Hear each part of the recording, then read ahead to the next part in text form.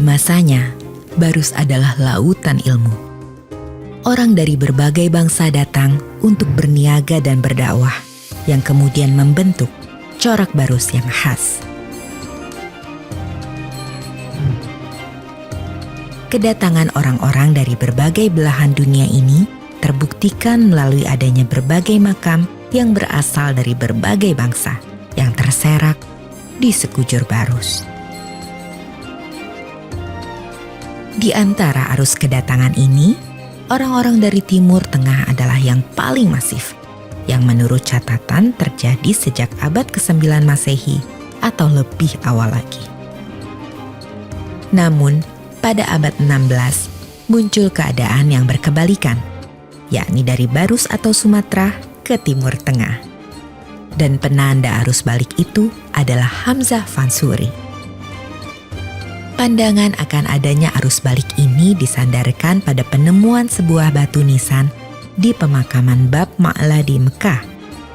Di situ tertulis nama Syekh Hamzah bin Abdullah Al-Fansuri dengan waktu wafat 9 Rajab 933 atau 11 April 1527. Inskripsi nisan ini memicu pandangan bahwa Hamzah Fansuri sebetulnya hidup pada bagian kedua abad 15 dan awal abad 16.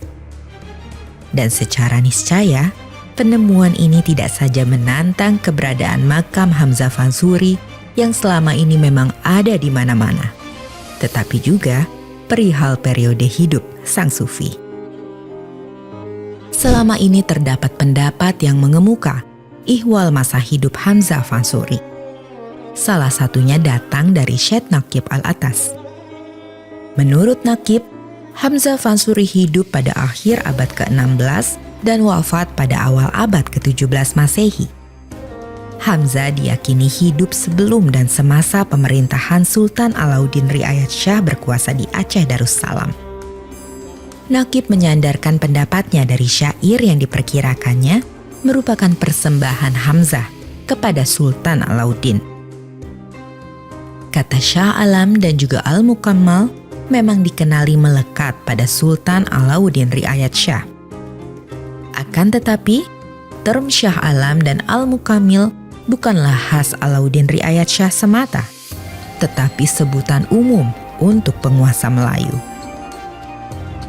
Shah sendiri merupakan suatu gramatika dari Persia yang dapat menghasilkan kata syahe atau syahi. Dan menariknya, syair tersebut juga dapat dijumpai dalam syair Perang Mangkasar.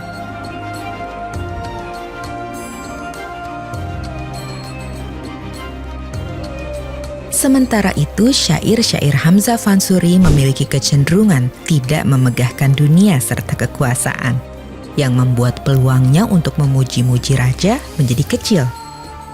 Dan yang terutama, syair itu sendiri amat diragukan sebagai karya sang sufi. Selain menjadikan isi karya Hamzah Fansuri sebagai penanda periode hidupnya, sejumlah kalangan juga mencarinya berdasarkan kronik-kronik Aceh Darussalam. Hanya saja, tidak satupun nama Hamzah Fansuri tercatat dalam berbagai kronik tersebut. Sebut saja seperti Hikayat Malem Dagang, Hikayat Aceh, ataupun Bustanas Salatin. Ketiadaan nama Hamzah ini diyakini sebagai bentuk permusuhan pandangan terhadap sufisme yang dibawakan Hamzah. Pemicunya adalah Mufti Kesultanan Aceh Darussalam, Syekh Nuruddin Ar-Raniri, yang mendakwa Hamzah sebagai sesat.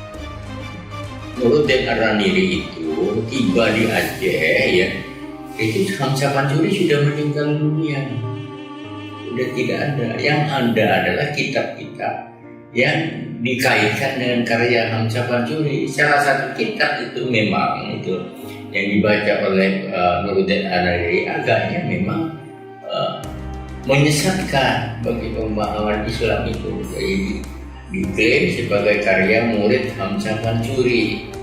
Itu saja. Jadi bukan Hamzah Fansuri yang mengajarkan itu. Setelah kita baca lagi ya bukunya Nuruddin Araniri ternyata pemahamannya tentang wahdatul wujud ya tidak jauh berbeda dengan Hamzah Fansuri. Bagi orang yang tidak mengerti betul-betul tentang cacaan Parsi, cacaan Sufi, itu mudah menimbulkan salah tafsir gitu. Karena penafsiran itu orang selalu harfiah. Jangan menurut para peneliti seperti Al-Atas dan lain-lain itu ya.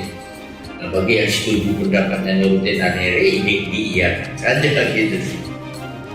Akan tetapi, ketika Aceh tidak memuat namanya, sebetulnya nama Aceh juga tidak tertulis dalam karya-karya Hamzah. Hamzah menyebut banyak nama wilayah, seperti Barus, Fansur, Pasai, Syair Enawi, Cina, Mekah, Baghdad, atau Selan, dan tidak terdapat nama Aceh. Hal ini mendorong pemikiran bahwa keduanya, antara Aceh Darussalam dan Hamzah Fansuri, sebetulnya tidaklah hidup sezaman. Dan ini menguatkan kebenaran atas waktu wafat yang tertera di nisan di Mekah. Belum ada kata Aceh. Aceh itu kan kemudian ya, Hamzah Fansuri itu bisa aja dia sudah meninggal sebelum kejayaan Aceh Darussalam. Ya kan, meskipun dia itu meninggal awal abad ke-16 itu atau pertengahan 19, yang ada itu adalah dia menyebut bahasa Melayu itu bahasa Melayu Pasai gitu. Bukan Aceh. Kronik-kronik Aceh itu bertolak dari sumber-sumber yang ditulis oleh Syekh Nuruddin Araniri. Syekh Nuruddin Araniri tidak suka pada menuliskan nama Hamzah Fansuri itu dihilangkan gitu. Tidak ada unsur politiknya juga gitu. Hal yang paling mendasar dari sosok Hamzah Fansuri adalah perihal di mana sebetulnya ia dilahirkan. Dan problemnya dipicu oleh syair-syair dari Hamzah itu sendiri.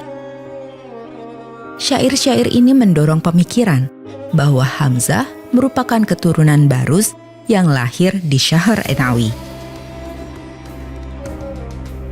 Syahr Enawi sendiri merupakan sebuah istilah yang turun dari bahasa Persia, yakni Syahr Enav, yang bermakna kota baru atau kota perahu dan kanal.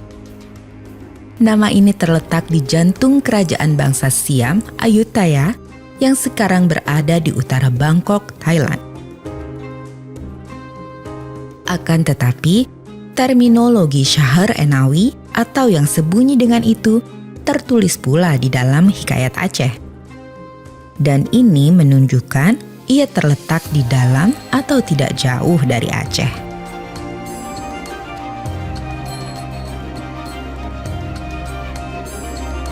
Ketika riwayat hidup Hamzah coba disingkap melalui karya-karyanya, tapi nyatanya beberapa di antaranya mengandung kontroversi.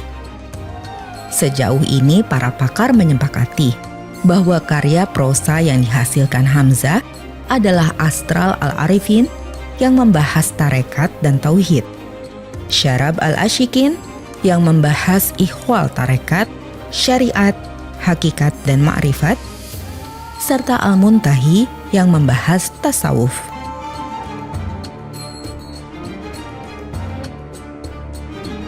Adapun sejumlah karya lain, termasuk beberapa syair, diyakini bukanlah karya otentik dari Hamzah.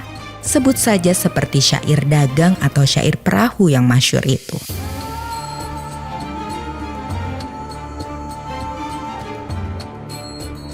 Syair yang diyakini otentik sebagai karya Hamzah berjumlah 32. Otentitas ini disandarkan pada pencantuman nama Hamzah Fansuri yang biasa ia lakukan pada karyanya.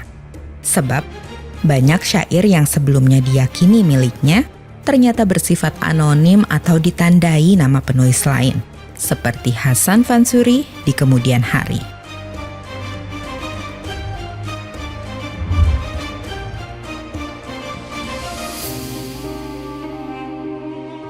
Mencari riwayat Hamzah berdasarkan syair yang dibuatnya sendiri, nyatanya menemui berbagai tabir. Seperti layaknya tulisan-tulisan sufistik, ia dipenuhi berbagai kias yang membuat kebenaran tidak mudah disingkap. Dan para pakar meyakini bahwa pandangan terkait riwayat Hamzah Fansuri seluruhnya masih bersifat hipotesis dan mengandalkan intuisi para peneliti. Dan ini menjadikan pemikiran Hamzah Fansuri berdampak, namun dirinya sendiri masih bagai bayang-bayang.